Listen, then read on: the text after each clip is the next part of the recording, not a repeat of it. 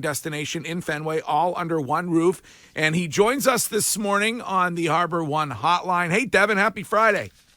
Good morning, man. Happy Friday to you guys, too. Congratulations on the bowling event this week. I think I saw yesterday that you had raised, you and your brother and everybody who was there, almost $500,000. Is that accurate? Yeah, man, it was a great turnout. Raised a lot of money. A lot of guys came out and supported. So it definitely went a long way to making a big difference. And Courtney was there in her Rutgers gear. And not just in a Rutgers gear, she was repping it very proud. I think she might have said she wished she went to Rutgers. Oh, let's not get anything twisted, Devin. And since I heard that. No, but Damian Harris definitely threw some shade at us. He said, "Oh, Rutgers and BC, you both went to schools who have terrible football programs." So I said, "Well, the Alabama guy, classic." Devin, before we move on to actual football talk, I've been getting dragged all week long because I said when I was standing there that I felt like Bailey Zappi, the applause was much louder for him than Mac Jones. Just wondering if you had that same experience, you and Jason up there. I did not pay attention to the what's name. I was doing the announcement, so I was making sure my energy was on point for each person. So I think I did a great job. So I would probably differ and say a lot of the applause was because of the things that I was saying more than who I was saying it about. I agree. And all joking aside, the amount of people that showed up and the amount of teammates that showed up for you and Jason was a big testament to you two. So congratulations. It was very well done. Appreciate it. It pays off being old sometimes. Well, I mean, is it interesting to you? You know both of these quarterbacks well, and you play with them. And is it interesting to you that there has been of late, whether it's the media or others, who are sort of doing what they can to suggest that whether it's Mac or Bailey, that that a decision about who the starter is going to be made on attitude or likability as opposed to pure physical ability and skill? I would have to pay attention to that first to even have an opinion on it. So, no, it doesn't surprise me at all, though. Like, I mean, again, I understand where we play and everything. It's my 13th year, so I would say nothing really surprised me, but I don't pay attention to it. I'm just out here having fun with the guys. The guys and Mac Jones, just to get you on the record, everybody likes Mac Jones. He's a popular guy. He's a good leader for this football team. Yeah, I don't know if everybody in the world likes him, but I think we like him. Well, Devin, Jacoby Myers talked about the leadership that Mac brings into the locker room. What have you seen growth-wise from his first year into, obviously the injury doesn't help, but the first 3 games into this season, leadership-wise for the rest of the guys? Yeah, I mean, I think just being more vocal in year 2, I think, like all of us as rookies, you're still trying to figure a lot out, and each week is different. You don't know anything. So week 1 is different than week 2 because it's your first time having a week 2 in the NFL. So I think just watching him being more comfortable of, whatever he has to say or do as far as what's best for the team. I think that's the growth of any young player, and I think especially a young leader, as you start to figure out, I'm not doing, really what makes me comfortable all the time, but I'm doing what I think is best for the team. Because I think that's the definition of being a leader. So I think seeing him kind of do those things, and I think each year in the NFL, each year here, his leadership will improve and he'll continue to grow. Dev, you talk about leadership. You're probably the biggest leader on this football team.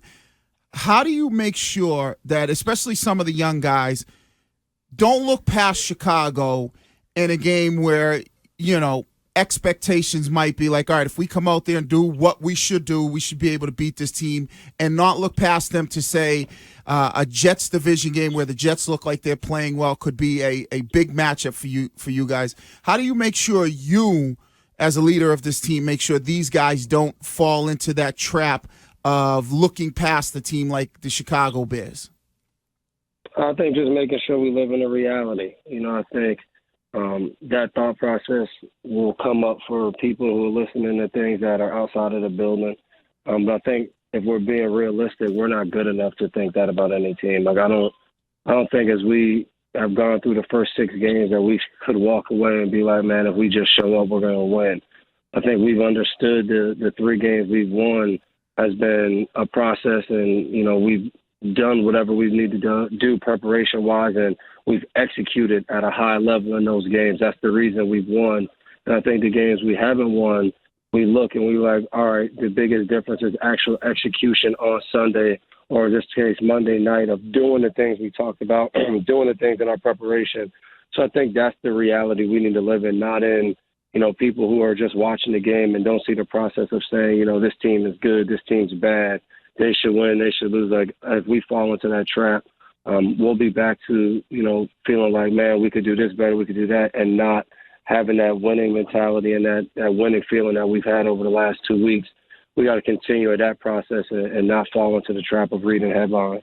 Have you found yourself on a team where you did have that mentality of if we just show up, we're going to win? No, I would say is Wiggy. You know, it's kind of hard having that here in New England. The weeks are long, and you know, Monday night game is a long week of hearing what the opponent does well and over what we've done well and why, and the things that we haven't done well, why we need to improve those things. Like with more time and more meeting time, you hear more of that. So you don't really have time, I think, to take opponents lightly in any year I've been here.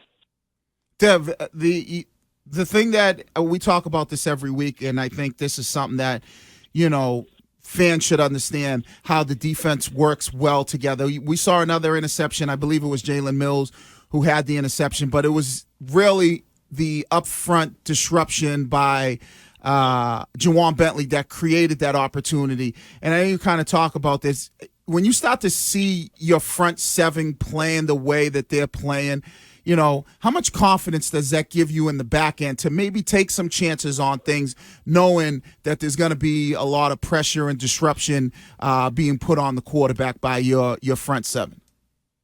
Yeah, man, I think, you know, not even mentality-wise, but I think even the understanding of the different play calls and defensive calls we're in, of knowing, like, all right, man, like, in this call, we're going to probably get 5 one-on-ones. Like, we could be aggressive in the back end because we believe in our guys up front. And I would say, you know, not just Jay Mills, but even on Doug's interception, Wise is right in Jacoby's face, you know, making him throw with a hand right in front of him. So we always talk about that rushing coverage, and there's going to be times where we cover everybody and the quarterback holds the ball for an extra couple seconds, or he goes to throw it to somebody, which we saw later in the game on the fumble and Carl picked up. Is, you know, you go to throw to somebody, but the coverage is good. You don't really like it, and Jacoby tried to bring the ball back down.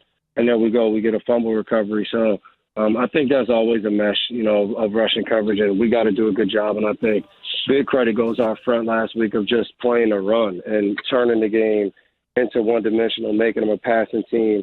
That really started with the mentality and the play up front of not letting them get Chubb going and getting the running game going. And it'll be very similar this week with Montgomery and Herbert, of not letting them get going and allowing the play action and everything to open up. You know, it'll start with our front 7.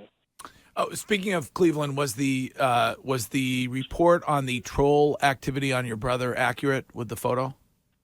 Oh, no doubt about it. I called him right after the game. I just thought of him. You know, how many times he probably walked in the locker room and was pretty upset. I wanted him to get a different feeling. So was the message essentially, this is how you win in Cleveland? No, it was just like, hey, man, check this out. Showing him a couple of the guys. His son was excited, so I don't know about him. But kids are more important. Devin, this week in New York, there was owners' meetings where owners voted 31-1 to give a new contract to Commissioner Roger Goodell. Goodell earned $128 million the last 2 seasons. What is your reaction to that? To him earning money? $128 million, and do you think he should be extended? Do you think he does a good job? Well, I mean, I don't think my opinion matters, but I think it's a reflection of what the NFL wants. Like, if he's making that kind of money, we'll look at the revenue of what they're making. So from a business standpoint, there's no surprise that they want him back. We're making the most money we've ever made, and in turn, he's making the most money he's ever made. So I think we don't want to fall into the trap of all of these other key issues and ignore that the guy was brought in to, expand the game globally. We have a game in Germany this year. We play in London a couple times a year. We make more money. So, there's no surprise at all that they want him back to continue to grow the game and make more money. I'll say it for you, man. Hell no, that man should be making that. There's no way he should be making more than what the guys actually making the product popular should be making. But I'll say it for you, man. I'll do it for $4 million. Work. Yeah, all businesses work like that. The people who do the hard work don't make the most money. So, I mean, I don't think the NFL will ever be different. Fair point. When you look at guys like Jack Jones or Bailey, Tyquan, Cole Strange, all these young guys on this team, are you blown away by how easy they've been able to fit into the system and how much of an impact they've been able to make as a rookie class? Yeah, man, let's just give all the credit to the veterans, man. We've helped all these rookies come along, and now they're just playing great football. These guys all work hard. I think they came in to situations starting in the spring where they've been able to learn. I think guys have been very open to helping guys learn. I think that's how you become a good football team is veteran guys reaching down, helping rookies out, all throughout the season, off-season, training camp, in-season, teaching them once we get in season, the week-to-week grind of the NFL. I think all of those things play a factor. And then the guys' talent. I think when you help these guys with the little things that they need to figure out, and you help them figure out those things a lot sooner, they can play better and use the God-given talent and abilities that they have. And I think that's always what I've heard when I got here, is help the rookies be able to use the talent. That's why they were drafted. That's why they were signed. And I think our guys are doing that. We're helping them try to just play free and not think, and they're going out there and playing good ball. Devin, before you go, you were talking about the Monday night game making it a long week. I think we as fans love having additional nights of football, whether it's Thursday night or the NFL announced this week that there will be a game on the Friday night after Thanksgiving next year. From your perspective, when you spread it out week wise, is that a good thing or a bad thing for you as players?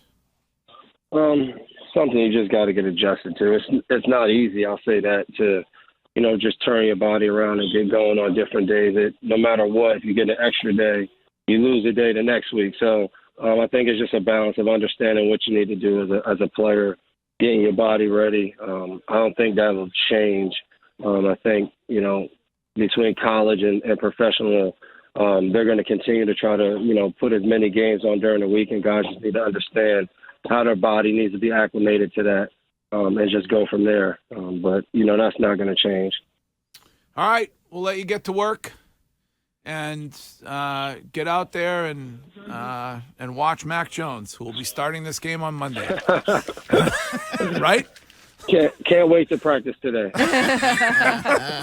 right. Devin McCourty, great to talk to you. We'll talk to you again next week. All right, guys. Have a good one. All right. Courtney.